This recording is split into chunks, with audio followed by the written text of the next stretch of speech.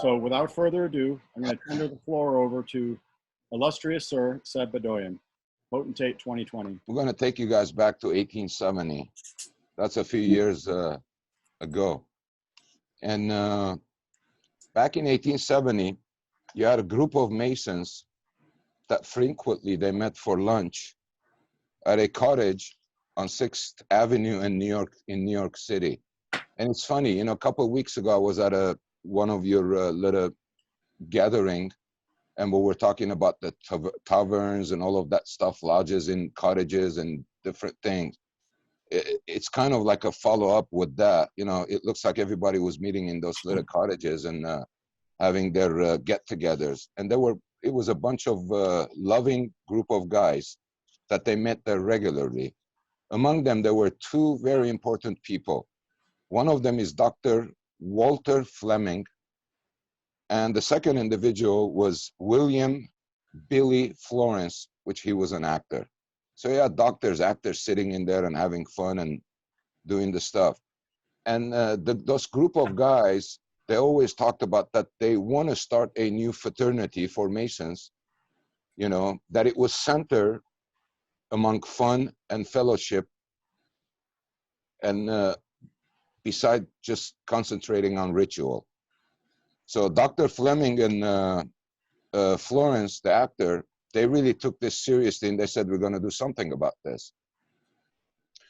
And the story tells us, based on what I read, I think a few months later, a few years later, they went and visited Morocco.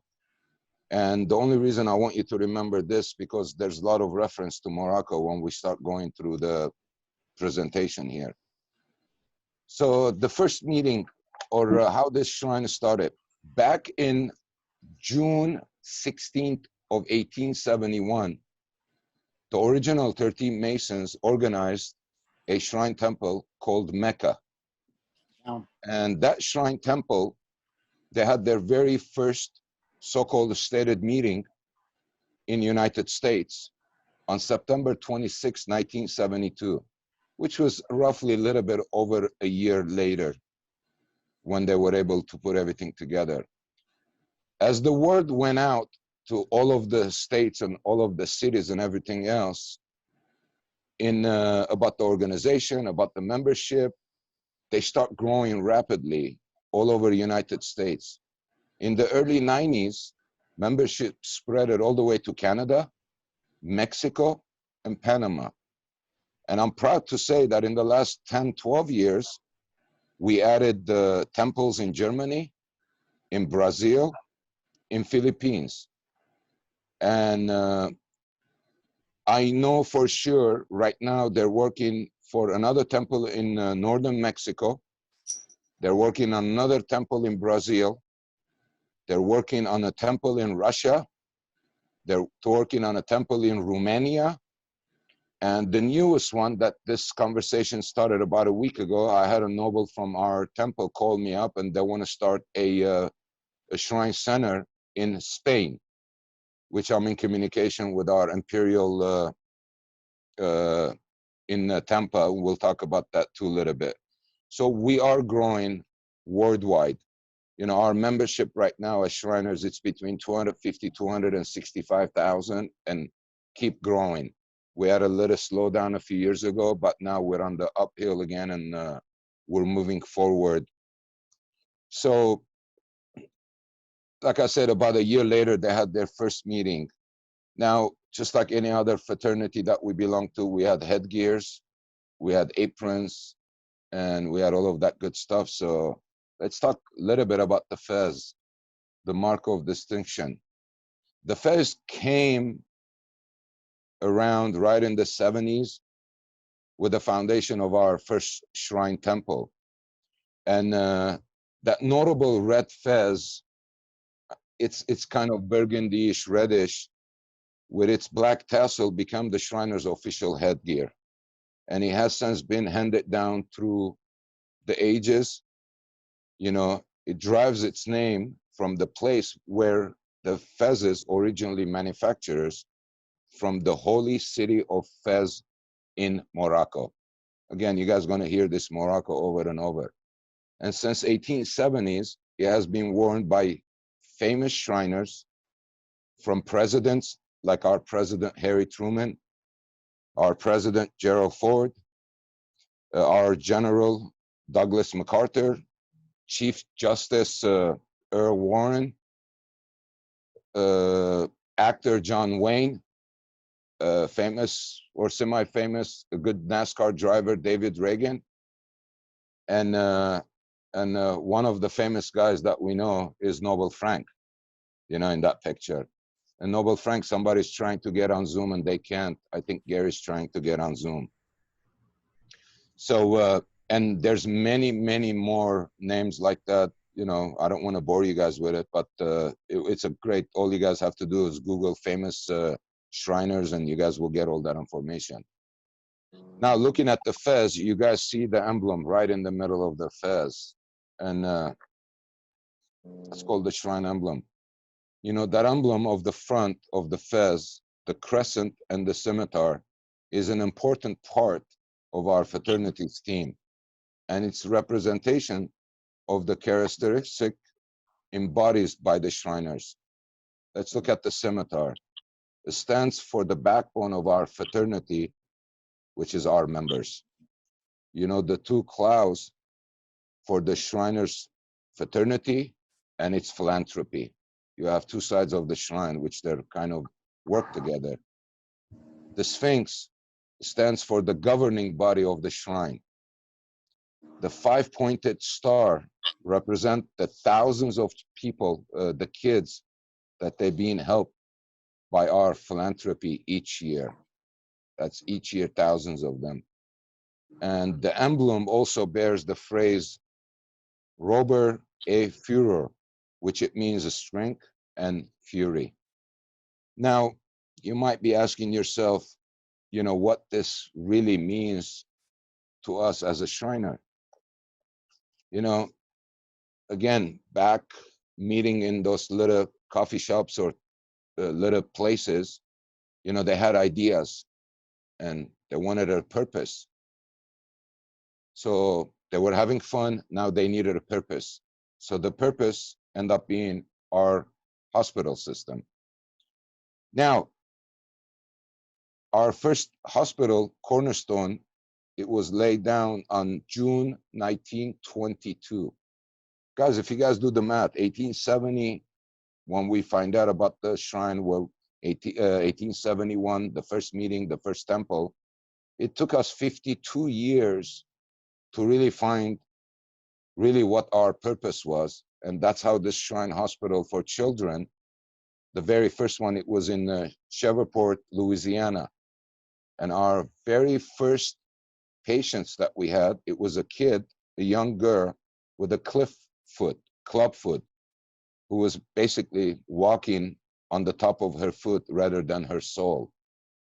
So, but through the remarkable commitment and fundraising skills of the Shriners, I'm proud to say right now, more than 1.3 million kids from age born all the way to 18, they've been helped, and surgeries after surgery in our 22 Shriners Hospital and medical centers that we have in United States, Canada, and Mexico.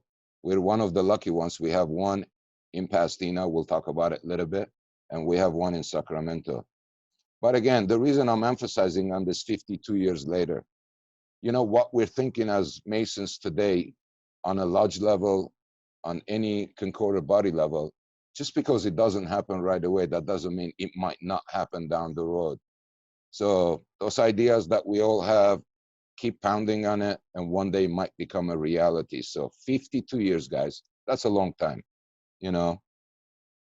Now, something happened in 1988. Remember, this journey started in 1870. So in 1988, what happened is that Los Angeles was chartered the very first shrine temple called Al-Malika.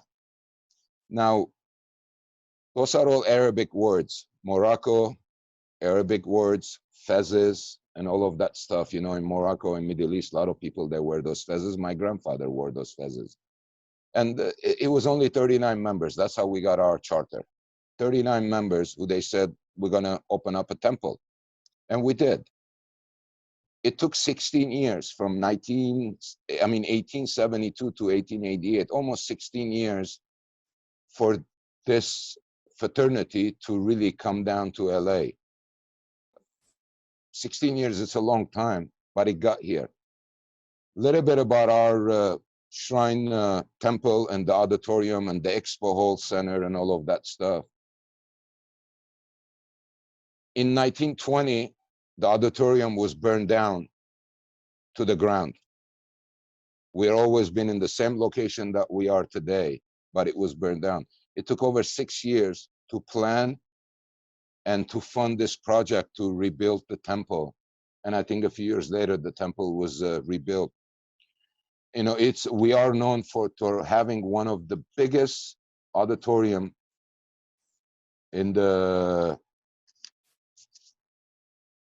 on this side of the town, which it holds over 65 seats. And some of the remarkable things that happen in our auditorium, just to name a few, in 1933, King Kong was on stage at the Shrine Auditorium. In 1956, Elvis Presley had a concert in the Shrine Auditorium. In 1984, Michael Jackson's hair was burned when he was doing the Pepsi-Cola commercial. The Oscars, you know, it was there for many, many years. Even we had presidents, Eisenhower, he was on that stage in 1958. There's a lot of story. I hope those stage, they can talk and tell us some stories. And I'm sure they can tell us a lot of stories. Beside that, what we have in the building today, we have 2 museums. I don't know if you guys are aware of it. One of them is the Shrine Museum, which is on the 2nd floor. And just memories in there from day one when our temple was founded in 1888 and until today. And we just keep adding things. And for a few years, it was closed down. But a few years ago, we took up on ourselves the place. It's cleaned up and with everything displayed for people to take a tour in there. If you really want to spend some time, most probably you'll end up spending between an hour to 2 hours in there if you really want to go through everything. It represents a lot of, there's a lot of history. The other museum we have is the Grace DeMay Museum, which is on the basement of our building. Some of you guys been there before, and Grace DeMay inherited this lady. She left millions of dollars worth of bronze statues, articles from 1800s and 1900s and Masonic things. I mean, it's just, they have enough things on display that they can change it every month, and most probably will take us over 2 years to see what exactly they have.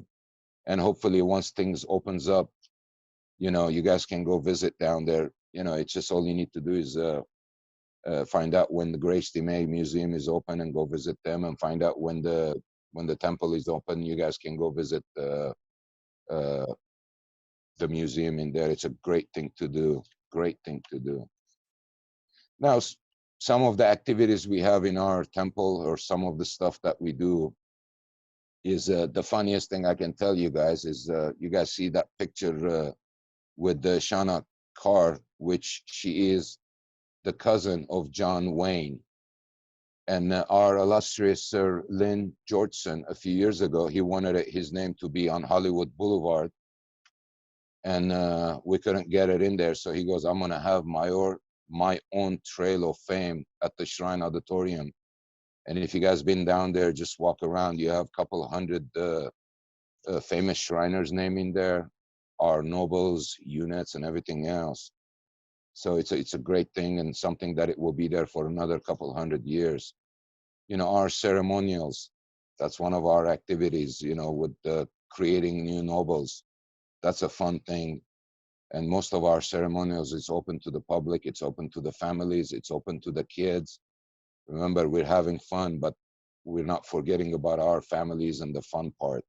You know, our open house, the Masons open house that we do for the last several years, just to kind of introduce the temple to the Masons who they're not Shriners, or, you know, and we have representation from all the concorded bodies, York Rite, Scottish Rite, and the ladies group, and you name it, they were all there. One of the things we're involved too is the rose parade preparation and decoration. You know, unfortunately this year, I'm sure you guys all heard, the rose parade is canceled. They will not have the rose parade, but they're trying to come up with something to replace that it doesn't involve 2 million people on the streets of Pasadena. So it's a lot of fun. If you guys never volunteer for that, next time it's open, just go down there for 2 hours, 3 hours, and you'll be amazed with not only our float, with every other float that we have in there. So, you know, just staying busy. Now, remember, back in 1870, they wanted to create a fraternity that it was centered fun and fellowship. Fun. At our temple, we have a lot of fun, you know, and the fun that we have, especially with the families and with our kids, because most of our events, it's around our families, it's around our friends and kids and everything else. You know, we have our gala every year. We have our cigars under the stars every year. You know, as a matter of fact, another one coming up, we'll talk about it a little bit later. We have ladies events that it's only for the ladies. We have youth order visitations. You know, at the end of the day, as Shriners and as a member of Al Malika Shrine, you know, we are known to have fun and fellowship, you know, and we're trying to continue with that tradition and still doing good work, carrying the good work that we're all there about. But fun, family, it's the core values of what we do. Yes, we do have some events that it's only the guys. Yes, we do have some meetings that it's only the guys. But like I said, if you really combine them, 80% of our events and our gatherings, it's with the families, friends, Masons, non-Masons, and everything else. So, and some of you guys been to some of those events. And if you haven't, you know, if you get a chance, please, you know, come and visit us. Now, let's talk a little bit about our concorded bodies. I can speak in this state and every other state. You know, we're all Masons, all of us.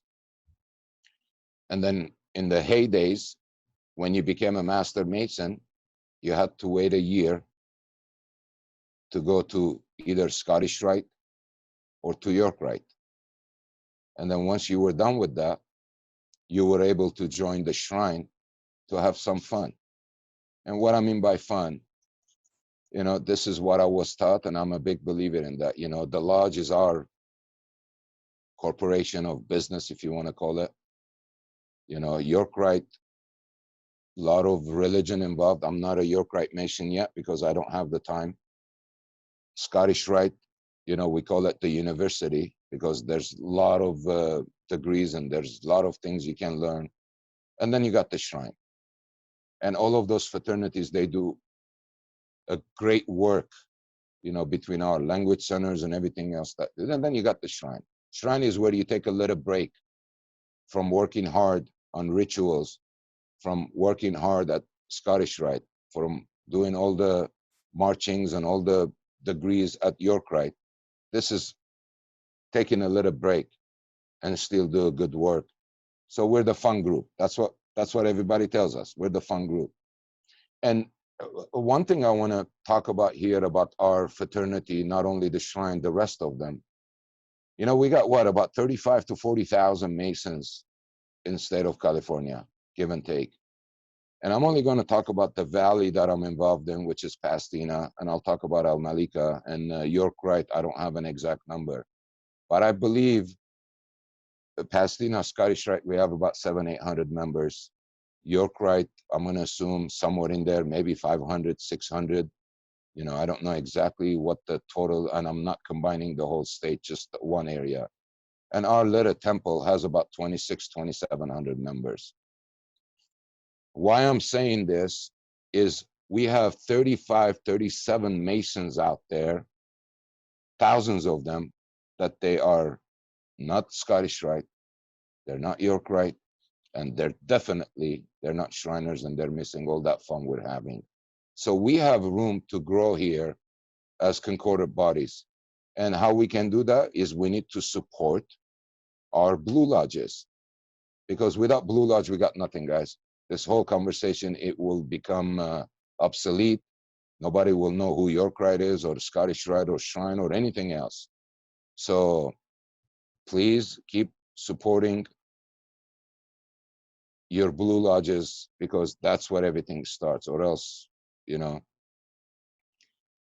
Now, so with those concordant bodies, you know, in our temple, what we have is shrine clubs and shrine units.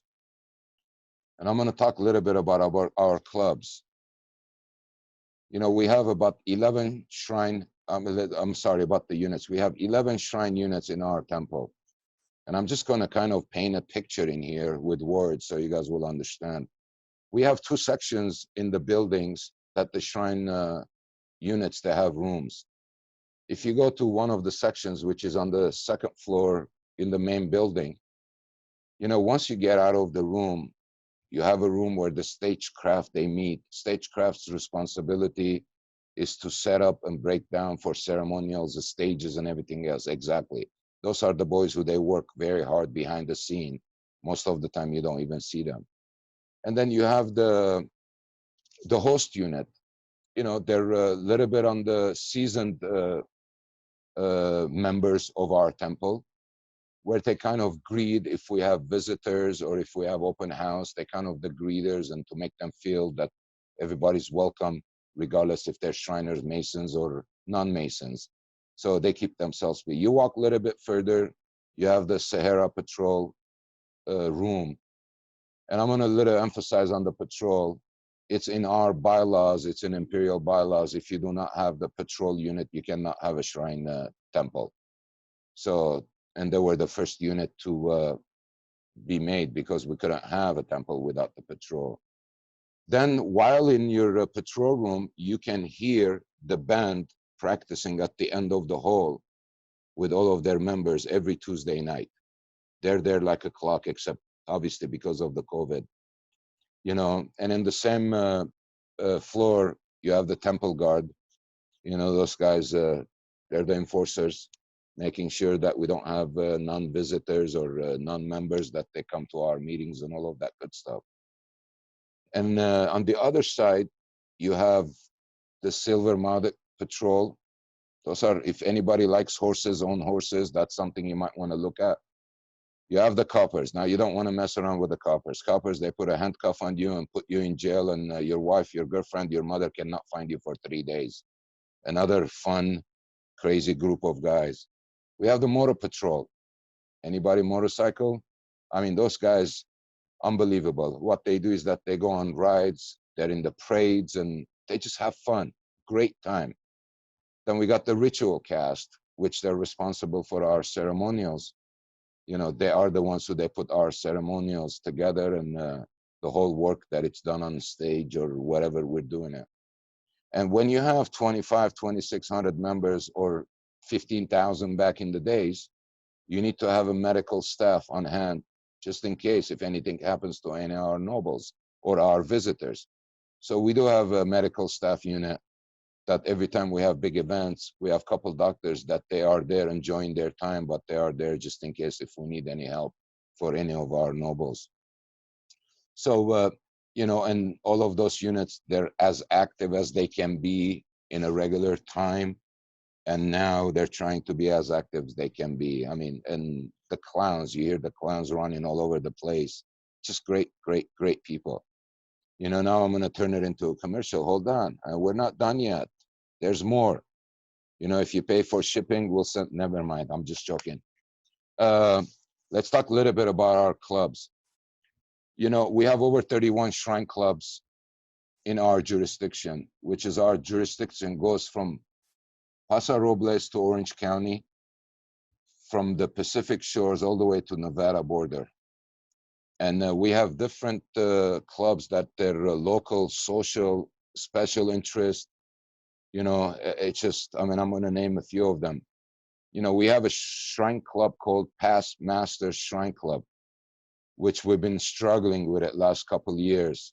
And that shrine club originally started with all past masters, and their main focus was, yes, having fun, doing good work, but it was to help the lodges.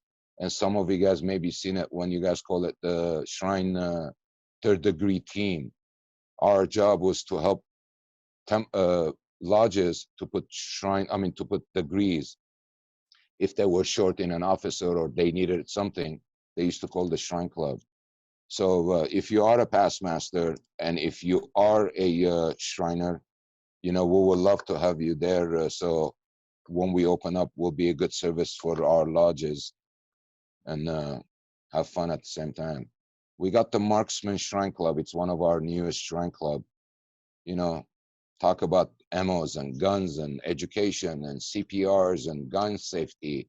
What do you name it? It's in there. I mean, those guys, they go out there again in regular times. Every other month, they go shooting in this ranch and in this city and in that city and have lunch and get together with the families and the kids or whatever it is and have fun. You know, that's something, again, a special interest. You know, we have one of our newest one too, the Shriner Cigar Club. That was created about, I'm going to say about 5 years ago or so, give and take. And again, this started it from after stated meetings and after meetings at the temple. You know, the boys, they go outside and start smoking cigars and talking about everything. And somebody had an idea for a couple of years. It took a couple of years to put it together, and now they're growing and they're active, and they meet in backyards, they meet in cigar shops, and all over the state. You know, all over between Pasadena all the way to the Valley and to Orange County. You know, all different places all the time. Do I have any golfers in this room? I'm going to assume I have a few. You know, the Golf Shrine Club. Those guys, they're the funniest. Their meeting place, it's on the green for about, I don't know, 10, 15 minutes, a quick meeting. And after that, hit the road and have some fun and smoke some cigars and have lunch and go home. And they were doing this almost once a month and sometimes twice a month because some people work schedule and everything else. And we have one of our oldest shrine club, the Trojan Shrine Club. You know, Trojan Shrine Club, they've been around for a long time, and it started with a bunch of graduate from USC, and that's how this Trojan Shrine Club came into reality many years ago. And again, just like everything else, they had their struggles. Now we have the seasoned members, and we got a lot of newer members, and those guys, they're putting their heads together, and once this thing opens up, they're gonna have some fun. So if you're a UCLA graduate, please go join Trojan Shrine Club. All right, and it's fun. And like I said, there's 31 total shrine clubs all over the place. Now we're having fun, but we still have to uphold our legacy somehow, somewhere, because you know we have a purpose. And I'm going to talk a little bit about our own medical center that we have in Pasadena. In 1952, I'm proud to say that the shrine members of Al Malika Shrine, they built our hospital in Koreatown back in 1952 with their own money, with their own fundraising. And that hospital was owned by Al Malika Temple, and it was built by Al Malika Temple. Some of you guys remember it was late 90s, whenever it was this earthquake, seismic fitting, and this, that, state start asking. Back up.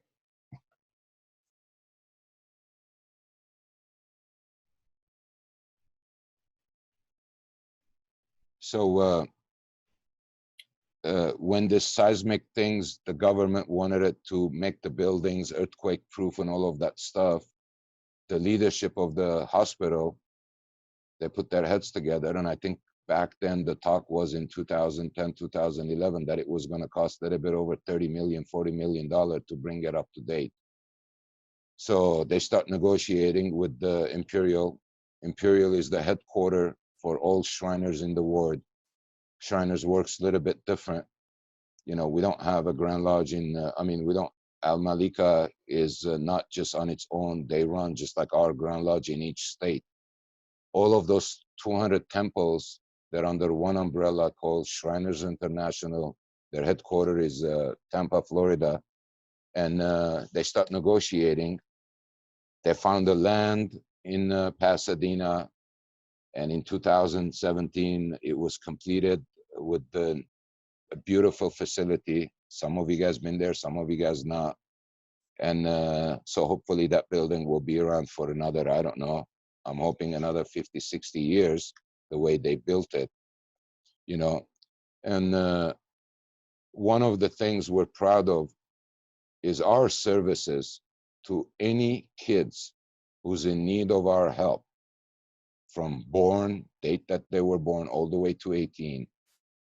We take care of them at zero cost to the families. I did not say to the fraternity, I said to the families. Regardless of their ability, they can pay or not. We never had a collection department up until a few years ago, when we had the so-called the Obamacare. And now we ask for insurance if they have it. And they do bill the insurance company, but they don't take any deductibles from the family. And that one we have to do it. But up until a few years ago, we did not have a collection department, because we did not collect anything from any of the kids or any of the patients that we took care of them in our medical center, in our hospital here, or any one of the 22 of them. So it's just something that we need to emphasize on this, and we need to let the word out there that there's a lot of help, and a lot of people, they don't know what we do, and that's a shame. And hopefully that will change over time by everybody's being involved in it. It takes a little bit over $1 billion to run our medical centers and hospitals, all 22 of them, a year. This number was about 2-3 years old. I'm sure it might be a little bit higher. But $1 billion that we spend without a dime from the government, without a dime from any authorities. You know, all of our expenses is paid through investment that the Imperial, they do, with the huge donations that it's giving to us, people who they put the Shriners Medical Center or the Shriners Hospital System in their wills, and the hundreds of thousands of hours of volunteering for our medical centers and Shriners.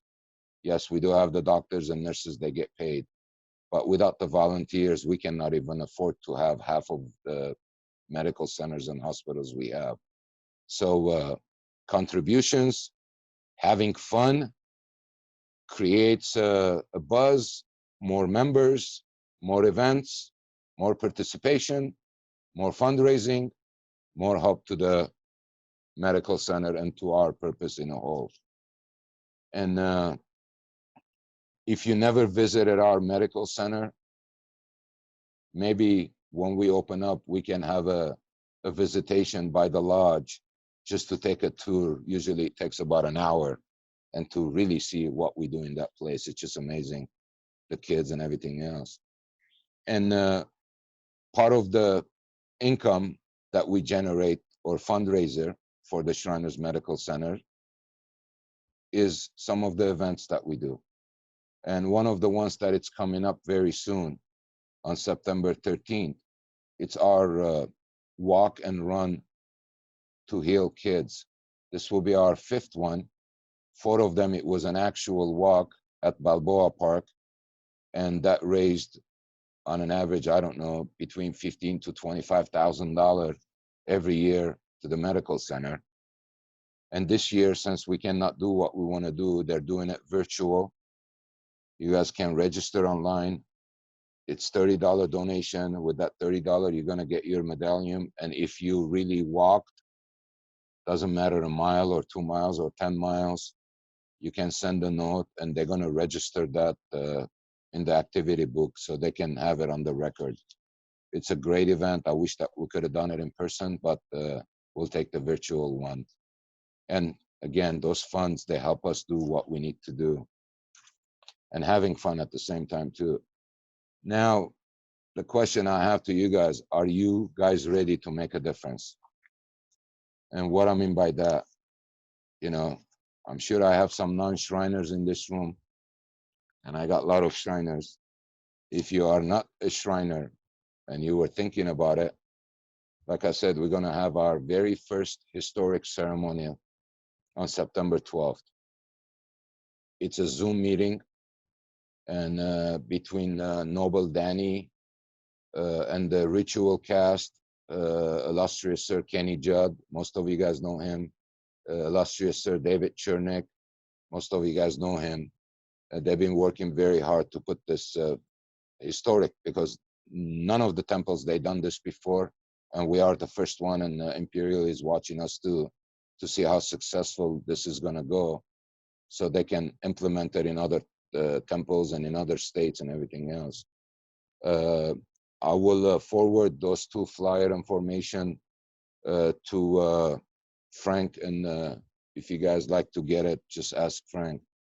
And the ceremonials, you know, which is going to take us down to exactly what this picture, it was just currently taken at our medical center, because the parent, that nice lady and her 6-year-old kid, it just happens that we were there on a Friday, 2 Fridays or 3 Fridays ago. We were delivering our goodie bags that we've been doing for about 8-9 years on behalf of the temple and its members, because the kids at the hospital, they cannot have the toys that they used to play with, which was all electronics, and it was interactive and all of that stuff because of the COVID. So we've been Ziploc bagging a lot of toys and crayons and coloring books, so those kids, they can have something, face masks that they can take home and wash it. And it just happens that that day we were delivering our second payment for the first 6 months for the POPs department, which so far we raised a little bit over $32,000 that it's already been donated to the medical center as the First Lady's project, because every year the First Lady has a project to do something for the medical center or whatever the purpose is. And the other little picture you guys see, that's our shrine ambassador of our temple. If you guys can zoom into that picture, or if Danny can zoom it, you guys see that kid's legs, okay?